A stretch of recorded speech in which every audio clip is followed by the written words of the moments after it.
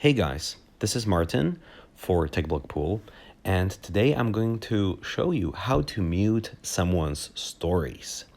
Okay, so first we go to Instagram, and in Instagram we have to go to home, which is this bottom left house-like icon. And at the top of the screen, we see different kinds of people who have posted their stories. Now, let's say I want to mute a story of Yaropavek, this picture in the center.